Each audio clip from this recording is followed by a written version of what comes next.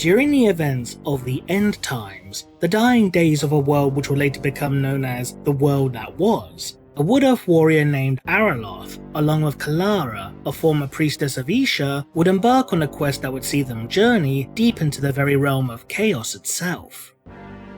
The purpose of this mission, entrusted to the elves by Liliath, the goddess of dreams, was to liberate Shalya, the goddess of mercy and healing, from her imprisonment within the mansion of Nurgle, the chaos god of pestilence and decay. Liliath would go on to clarify that freeing Shalya was vital in ensuring that the plague god's grip upon the material realm was weakened, perhaps even broken, granting the mortal races a chance to stand against the ever-encroaching tides of darkness. Since it could take Shalya many long months to recover from her time spent in captivity before she could finally begin counteracting the plague god's various creations, any rescue attempts would need to be undertaken immediately or not at all, for time itself had become a luxury that mortals could no longer afford. While Liliath could not aid the elves directly in this matter, for she could not risk herself becoming captured by the Chaos Gods, she would nonetheless imbue both Araloth and Kalara with much of a divine strength, granting the elves the ability to remain uncorrupted whilst they made their journey into Nurgle's domain. As Araloth and Kalara traversed through the fetid, festering jungle that served as Nurgle's garden, the pair would, somewhat surprisingly, encounter a number of individuals who would accompany them upon their quest.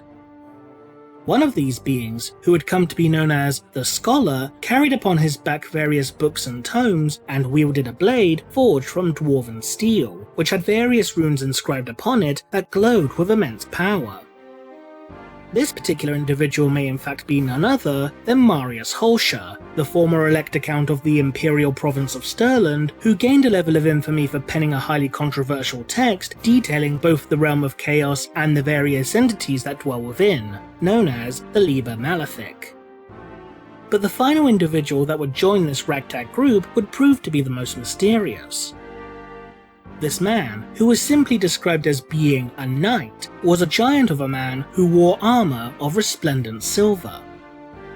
Despite initially being bound with heavy, grime-encrusted chains that swarmed with maggots and other effluvia, the knight's armour gleamed impossibly bright, as if it were an act of defiance against the foulness that surrounded it.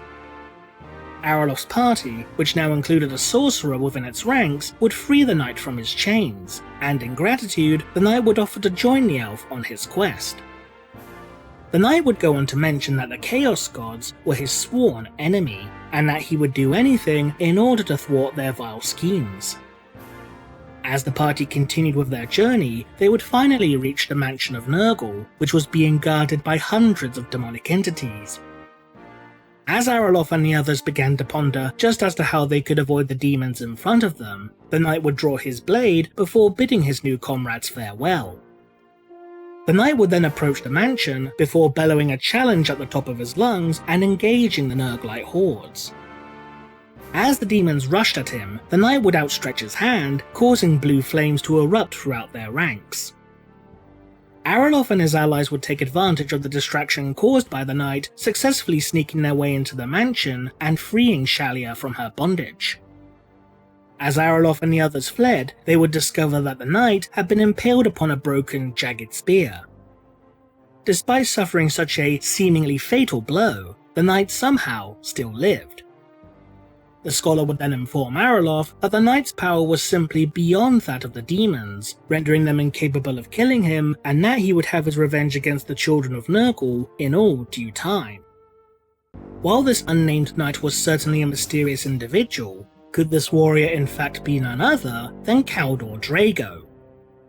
Kaldor Draigo is the current Supreme Grandmaster of the Great Knights chapter of the Adeptus Astartes, who was cursed by the demon prince Makar to wander throughout the realm of chaos, seemingly for all eternity.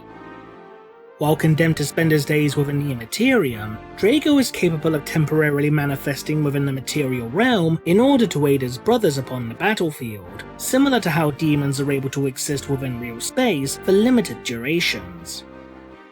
However, following the creation of the Cicatrix Maledictum, the colossal warp space rift that split the galaxy in two, Draigo is able to remain within the material realm for longer and longer periods of time. While it may initially seem somewhat unlikely that Kaldor Draigo was the mysterious knight that aided Araloth on his quest, there are several pieces of evidence which appear to support such a possibility. The first of which, as mentioned earlier, is in regards to both the sheer size of the knight as well as the colour of his armour. As detailed within the End Times Cain, the mysterious knight that Araloth had encountered was not only described as being a giant of a man, but was also clad in a suit of armour that was a lustrous silver in coloration. While this admittedly could be somewhat coincidental, such a description does certainly fit that of Kaldor Draigo. Not only was Draigo an Astartes, and therefore far larger than the average human, but he also wears a suit of power armour that is coloured a pristine silvery grey. The second piece of potential supporting evidence is shown with how the knight would specifically distract Nurgle's minions in order to allow Araloth and his followers to sneak into Nurgle's mansion.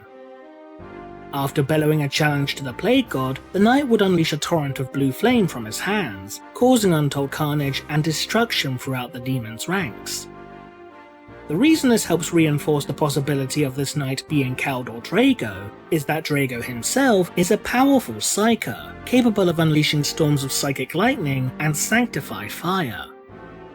What helps further strengthen the idea that Kaldor Draigo was this mysterious knight, as documented within the 8th edition Grey Knight's Codex, is that Draigo had, at some point in time, set fire to a significant portion of Nurgle's garden, and this very action could be the same one that had been undertaken by the knight as shown in the previously mentioned End Times Cain book.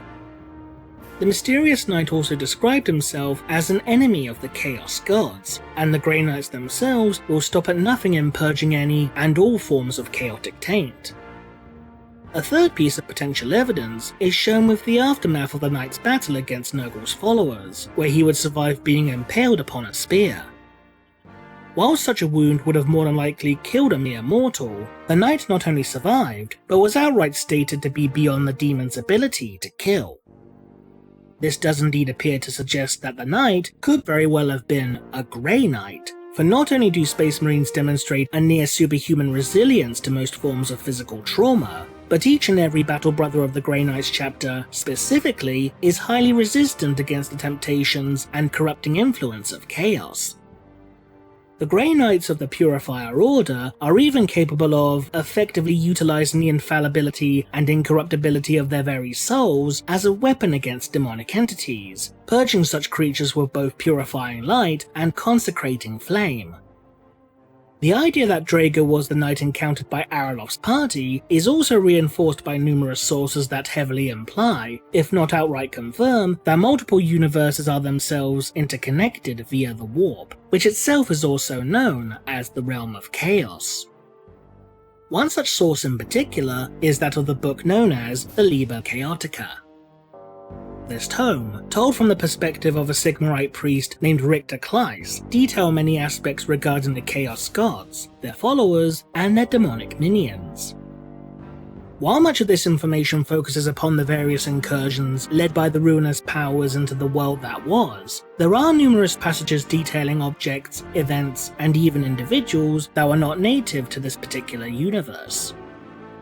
These included not only weaponry and technology such as chainswords and Defiler-class demon engines, but also Chaos Space Marines, the Demon Primarchs, Abaddon the Despoiler's various Black Crusades, the fall of the ancient Eldari Empire, and many more besides.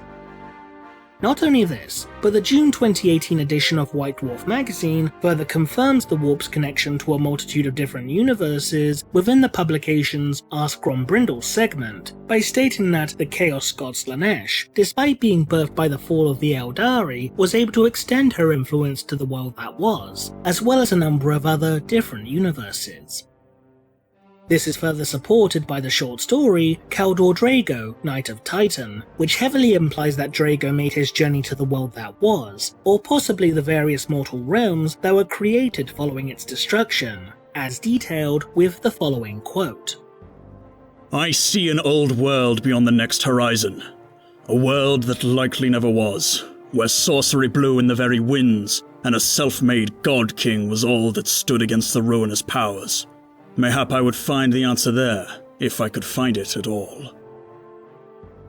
the world that never was, where sorcery blew on the winds, could be a reference to the world that was prior to its destruction, where there did indeed exist winds of magic, which swept across the world from a collapsed warp gate located within the world's northern wastes.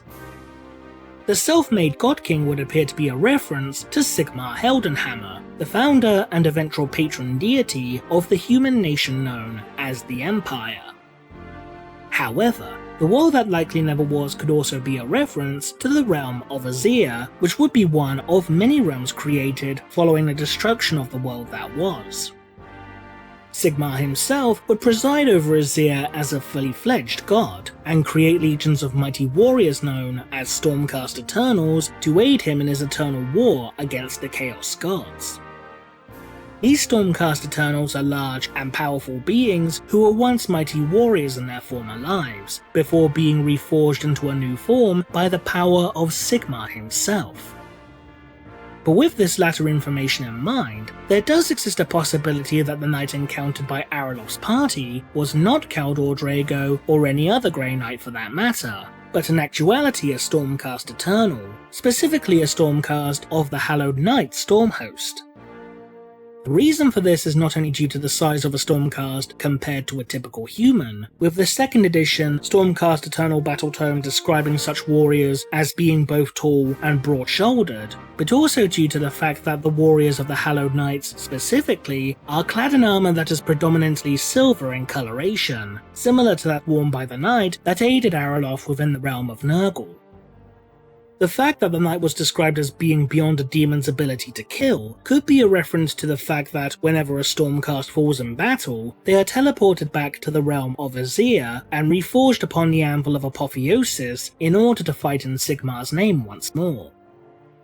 However, every time that a Stormcast is resurrected in this manner, a portion of their humanity and identity becomes forever lost, being replaced with greater concentrations of magical energies.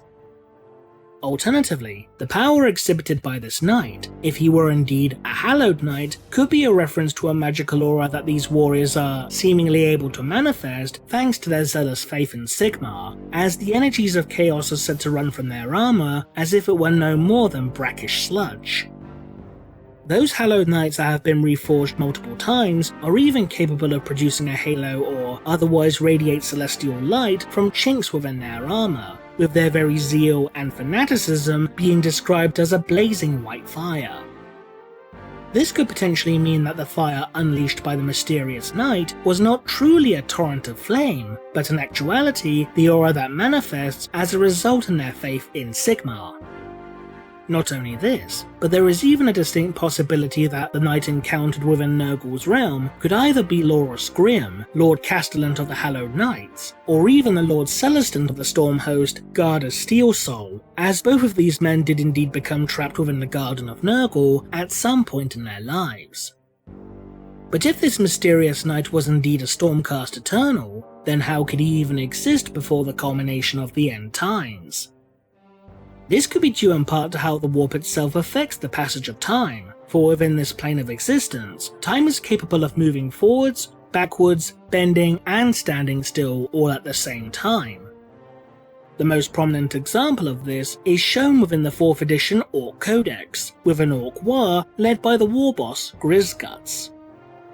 After making their initial jump into the warp, Grizzguts' forces would translate back into the material realm at a point in time prior to when the war was initially launched.